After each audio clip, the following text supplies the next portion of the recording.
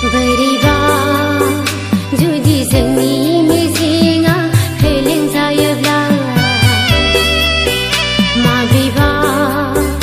जोंनि गोथार अनलायनाया गावस्रालायोब्ला बिदि दाबुं नों रजे आंनि बिखाया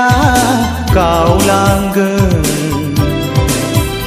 नों फोथायनांगोन मोजां मोनलायनाया नंखाय नङा